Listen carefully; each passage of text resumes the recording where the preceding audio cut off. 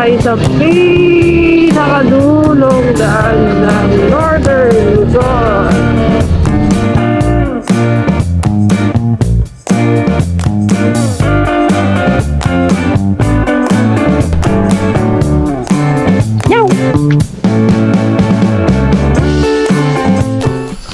Good morning mga sir.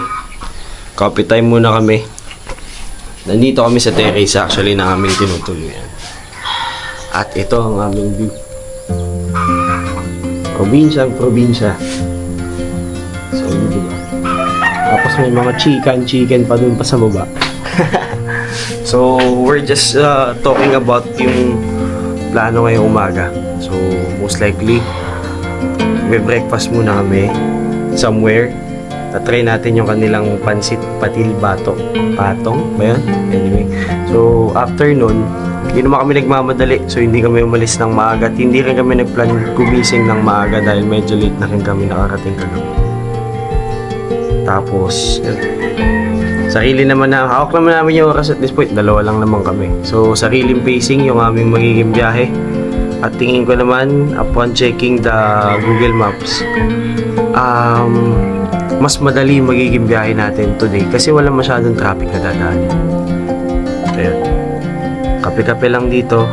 Tomang muni-muni lang tapos breakfast after.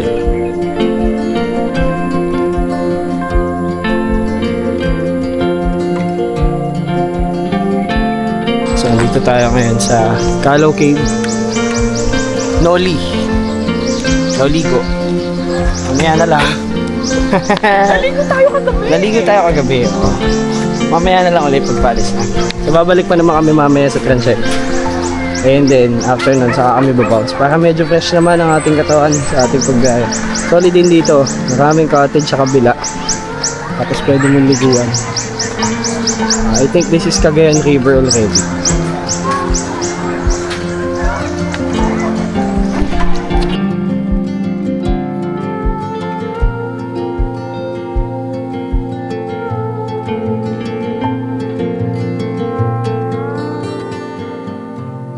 So here we are. Pag mapagod naman po, may upuan po sa gilid. 184 steps paakyat. So kailangan nyo rin i-condition ng katawan nyo pag pupunta kayo dito. Ito yung Calaw Cave na tinatawag nila. Okay, keep right lang. And then sa butas na to, sabi ng ating tour guide na si Brother PJ, dito nakuha yung oldest bone in Cagayan.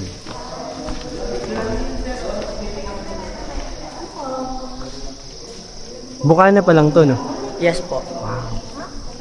Ah, meron pa sa loob. Meron pa po tayong pupuntahan na 4 na chamber po po. Actually, Yes. meron siyang 4 chambers na papasukin. Ito yung una, kung saan tayo pumasok. Tapos yung second chamber, papunta doon sa kanilang chapel. Silent po natin is may ano po siya na 162 feet.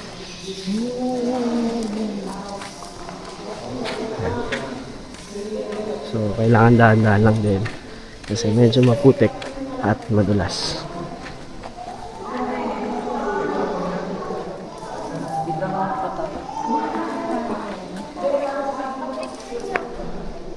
Okay.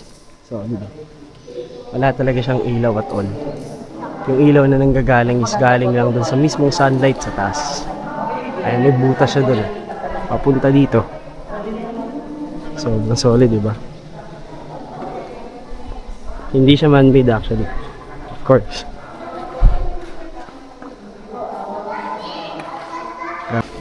So, we are in the third chamber already. Bawal po natin i-touch kasi yung acid po ng ating kamay pupunta po dito then mamamatay po siya. Ah, ito yung limestone. Tama Yes ba? po. Okay. Na. Tapos, di ba, kung hindi ako mali, ay sorry, tama ako, parang 100 years ulit bago siya mag-develop. Yes po. Oh, ano lang ba? Dapat talaga history picture ko. Sobrang ganda. Bawal siyang hawakan actually. Konting touch mo lang. Dito po sa taas, ang makikita po Mamamatay natin na. dito is here yung mga bats po natin. Yes po. Ayun po sila, yung mga itim-itim. Maliliit. Yes, po, maliit po sila. Oh. Oo nga. Kabaligtad.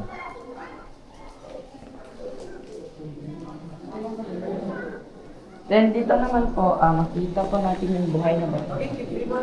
Kapag sa taas po, stalactites, then sa baba po, Stalagmites. Okay. Ano po? Pag sa taas po, stalactites, then sa baba, stalagmites po. Pag nagsama na po sila, ito na po sila. Pilar na po sila. Buhay ito ba? Yes po, buhay. Pwede sila maging ganyan? Yes po. So, bali ito nabuo to nung ano, no? Parang drops niya. Yes po, nagbuo po. Nice. Galing. Amazing. Dito po tayo. Be careful ano. Madala sa shoes ko.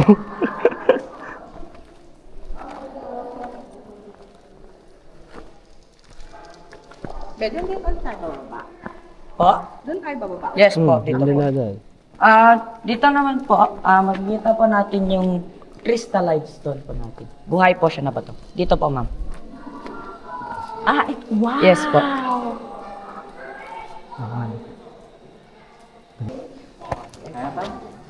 Napakasolid. Hindi mo makakamdaman yung pagod pag nandito ka sa loob.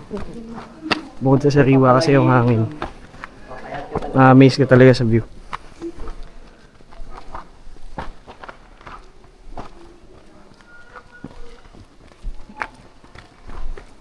So itong chamber naman na ito is Ma'am, dito po. Nandito to kasi yung picture.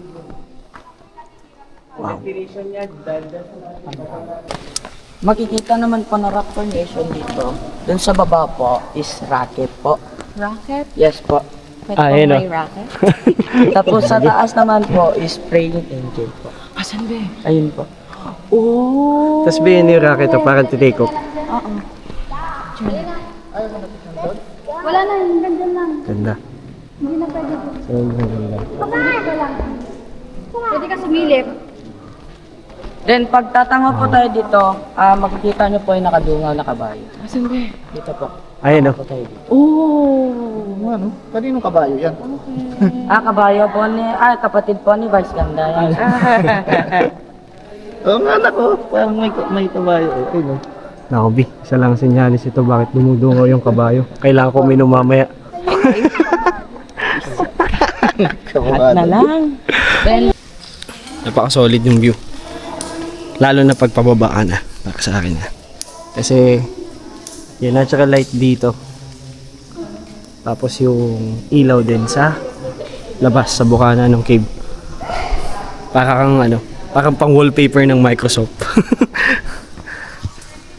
Ganda. Last glimpse.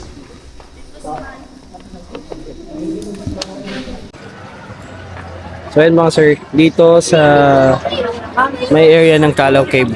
Actually kulang lang kami sa oras. Pero kung marami kayong time at plano kayo magstay dito, pwede kayo mag-boat ride. Actually. Taunin yung tour guide si PJ. Thank you, EJ. Salamat. Thank you, Ben. Kung big groups kayo, pwede rin kayong kumuha ng helmet cargo. nyo po. Stay tuned na lang namin. Thank you. Kung big groups kayo, pwede kayong magstay doon. May cottage. Tapos pwede kayong diretso-ligo dito. May boat ride. Tapos mayroong falls pa sa may bandang unahan na ma-access nyo through boat ride as well. So, tapos na yung aming tour dito sa area ng Peña Blanca dito sa Cagayan.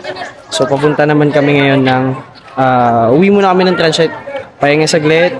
Ayos lang ng gamit, ligo, and then diretso tayo sa Santa Ana, Cagayan, Apari, and then Pagudpud sa Saud Beach. Let's go! Hello mga sir. So, nakaayos na kami lahat ng kailangang ayusin is ready na. Sasuggest ko lang kung magpupunta kayo dito sa Tugigaraw, try nyong mag-book dito sa HM Transient House for 1K only. Kung kayo man ay nakakotse, kung nakamotor kayo, meron silang parking. Kung kayo man ay nakakotse, walang problema dahil dead end yung kanilang area. And at the same time, malawak yung parking space sa labas. well guarded din na CCTV yung building. So, safe na safe. Malakas ang aircon. 1,000 lang to. Good for 4 usually. 2. Ah, okay. Pero kung big groups, kasi walang problema. May bed sa ilalim. Mahatake niya lang yan. See here, malaki yung sofa. Wala lang television, pero since transient lang naman to, and good for short stay lang, okay na rin. May stove na, pwede na rin kayo magluto. Kompleto sila sa utensils. Merong kalan, naka-aircon, maayos, yung loob. Meron ding terrace. Kung gusto yung magkape muna sa umaga, magmuni-muni. Ayan ang view nyo. Okay din. At ang malupit doon, yung kanilang CR na napaka-uzi. Malinis na malinis. At may shower. Okay. Kompleto, may bidet. Maayos. And speaking of maayos, kami ay nakaayos na. And we're good to go to our day 2 of our trip going to Santa Ana, Cagayan, Napari, and then we'll stay sa Pagudpud. Ang problem lang namin, wala kaming nabook. Yun lang yung stop sa trip na to, na wala kaming nabook. So, maghahanap pa kami mamaya doon. Bahala na si Batman. Bibilisan na lang natin siguro yung biyahe. Madali naman pumising kasi yun, malapit or wala masyadong traffic. Hopefully. So, yun. Babalikan ko na lang kayo. Ciao! Okay, mga sir. Tayo ay patuloy na. Natikap na kami from Sunshine na tinuloy namin sa Gagaraw. And 13, nandito na tayo sa Peña Blanca, Cagayan. Tayo ay papunta sa Santa Ana, Cagayan. Ano ang sasadyay natin doon? Well, ang pupuntahan natin doon is yung pinakadulong daan ng Norte, or what they call the last frontier of the world. Ano bang makikita natin doon? Wala. Fishport, dagat. Pero yung satisfaction na ating yung pinakadulo ng Luzon, yun ang sasadyay natin. And natin. So, ulan tayo muli eh.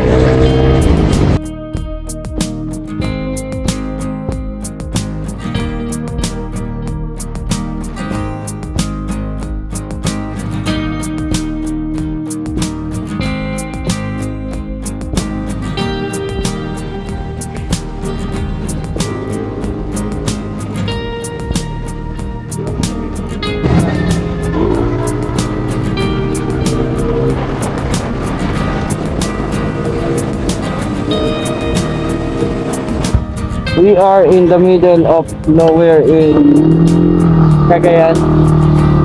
And katatapos lang namin mag-lunch. Done. Sabay na yan.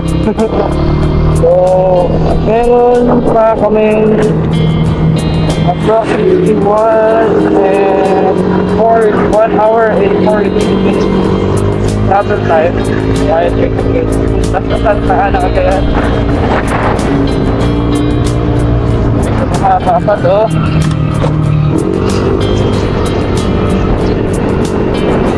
Apa na naman?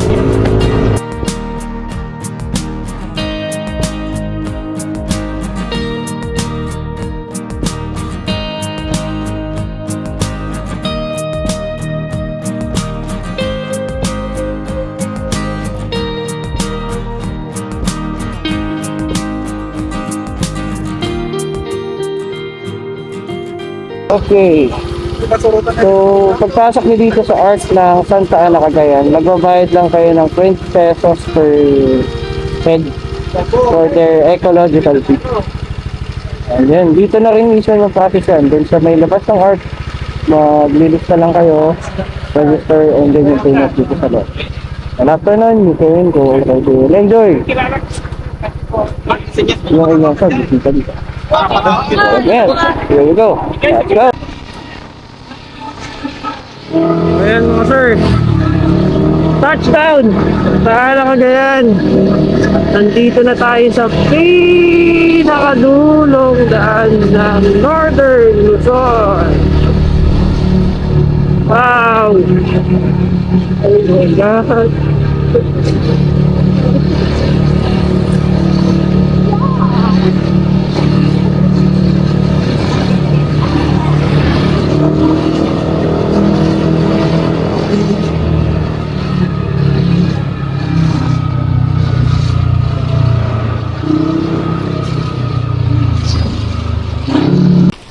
What's up mga sir?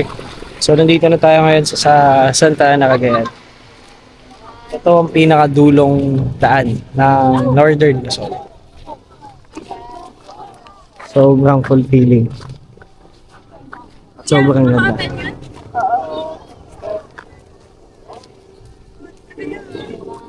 Well, dito sa spot namin, ano bang makikita mo? Wala. Typical na probinsya, may fishport, lalaking bangka, simpleng lugar. Pero para sa amin, fulfilling na to kasi sa layo pa naman ang biniyahe namin. Iba yung dating to parang accomplishment bilang rider. Happy ka? Yes. Ito na Super happy? Yeah, ito na po ang pinakadulong kalsada ng Northern Luzon. Kalimitan kasing akala ng karamihan is Apari. Well, dulo din yung Apari, kaya lang mas dulo to. Magkatabi lang sila actually. Well, anyway, dadaanan din namin yung Apari. Since Tugigaraw to Santa Ana, Cagayan is down. We go to Santa Ana, Cagayan to Apari. Then after nun, sa Pagudpud, sa South Beach tayo. Magpapahinga ngayong araw.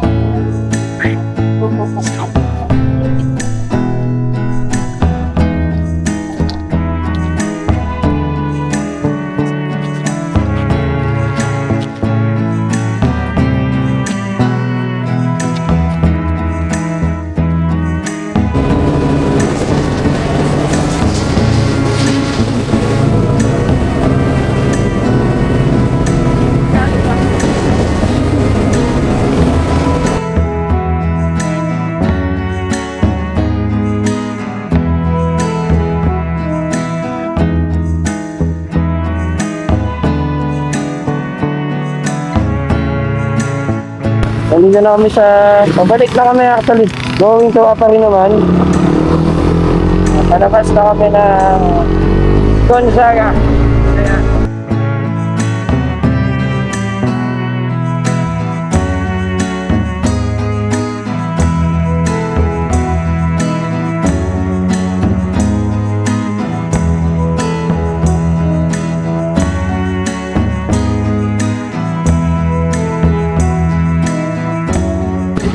Okay, tagumpay mga sir. Napit natin si Google Maps. So nandito na kami ngayon sa boundary or welcome park na Apari. So magpapahinga lang kami saglit. And after nito, siguro pagpahingahin din namin yung motor. Grabe yung stretch na dinaanan namin. Kahit ito, kailangan din magpahinga dito. Papahinga lang kami saglit. Tanggap naman namin yung gagabihin na kami pa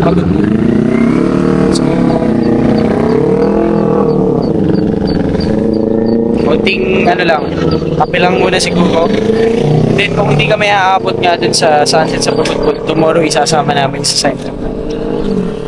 Umaga, bago tayo pumunta sa iba pang trip na gagawin natin sa pag-stay natin sa South Beach. And sana may mahanap tayo kasi medyo late na yung dating namin. Hindi pwedeng wala kasi wala pang accommodation.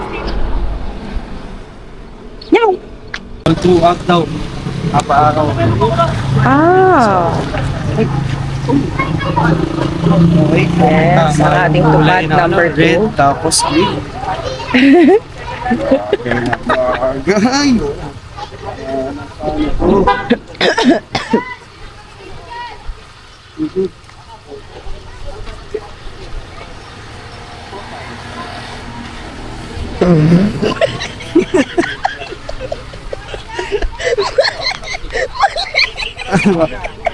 Bagay. Okay. Kung saan tayo magsuot nito, pagpasensyahan nyo na. Medyo anga-anga pa.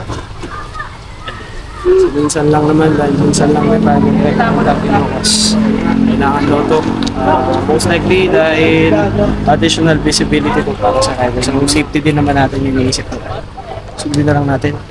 Kano lang naman ito? 40 pesos lang yung shopping. Okay, tara. Tuloy yung biyahe. 7-Eleven. With Foreman. Sabi, pagod po. Sapari. Nya. Pagudpud ah. Ayan. Speaking of papuntang pagudpud, napapagod na rin tong kasama ko. So, kailangan ng energy. Merienda time muna para makabakba kami dire-diretso na doon na kami magdi-dinner probably. Siyempre, pampagising.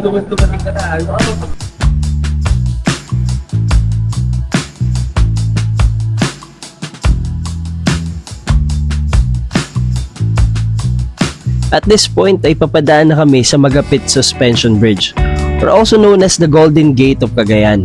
One of the contribution nito ay ang pagkokonekta nito sa province ng Cagayan at Ilocos Norte. Ito rin ang pinakaunang suspension bridge sa Asia. Jackpot dahil nakita namin yung solid na sunset while passing sa isa sa mga iconic na tulay ng Cagayan province. At sa mga oras na to, tanggap na talaga namin na gagabihin na kami at hindi na makikita ang solid na views ng Patapat Viaduct sa Pagudpud. So ang plan B, balikan bukas bago pumunta ng Bigan at enjoyin ang mahabang kalsada ng Cagayan papunta ng Ilocos Norte.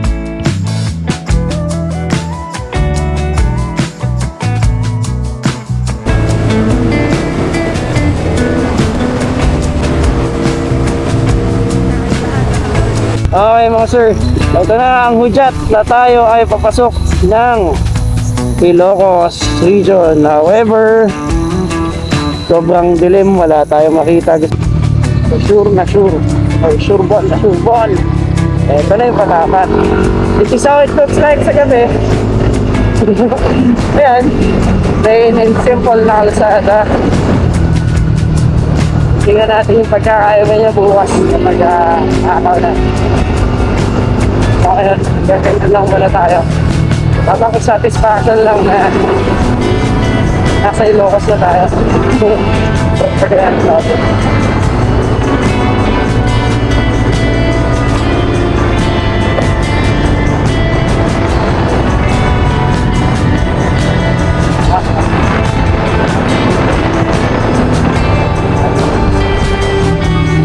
Patapat kami mga butas. Nagawa pala itong pasado.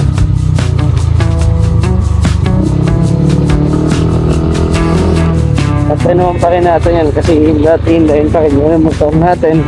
Pero good thing lang din. Naripak din natin sa phone shop nito. Nakita, hindi ka na boss there, ka na Paki. First, nanang po yung sumali ng bagong bayan.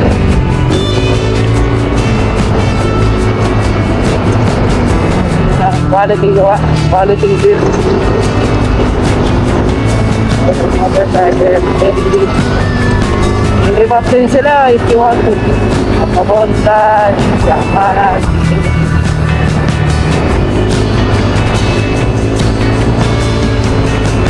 Then, tapos mo naman.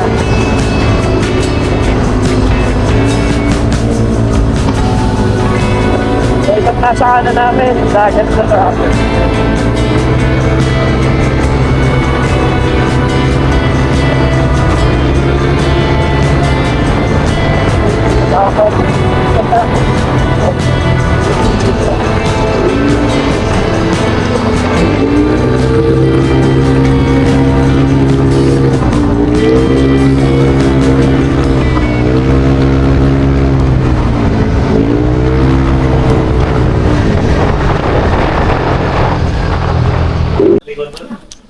So ayun mga sir, kadadating na namin halos dito sa Ud. Bungad na bungad lang siya ng highway pagkanan. Dito sa TJ Transcends Eatery. Ayan, so kakain muna kami ng dinner then we'll think about kasi merong isang room na bakante dito. Pag swak sa trip ng bossing natin, dito tayo. Kapag hindi, may pagsapalaran pa tayo maganap dun sa bandang unahan. Pero as far as I know, papasok doon sa may Saud Beach mismo, puno na. Hindi lang natin alam sa may poblasyon. So yun, tingnan natin. Kain muna tayo. At pagpahingin muna natin si J-Rox. Hello mga sir. So So yun nga, we decided to accept or kunin na tong accommodation na in-offer sa amin kanina. So okay din naman for 2. Okay na yung rate na binigay sa amin. Para hindi na rin kami mahirapan na maghanap pa ng room since walk-in lang naman kami at wala kaming nabook na accommodation dito sa Saud. 5 minutes drive lang din siya papunta sa Saud Beach. So okay na din, hindi kami mahirapan. Okay naman din, may parking. Safe na safe si Aerox. Tapos meron na rin siyang kainan dito sa baba. So sa breakfast, hindi na rin kami mahirapan maghanap. So tomorrow kasi we're planning to go sa Saud Beach. So maglit lang doon. Tapos after nun, bago tayo pumunta ng Vegan, dadaan tayo ulit ng Patapat Bridge. Since kagabi or kanina, madalim na natin siya nadaanan. So babalik tayo doon tomorrow. Pati doon sa Bangi Windmill. Tapos diretso tayo ng Pawai Church. Tapos diretso sa Vegan. So yung tamang pampantok lang tayo. Okay, chill. Chill night lang. 2 bots lang, pampatulog. Then after nito, akit na tayo sa taas. Good night everyone. Chill.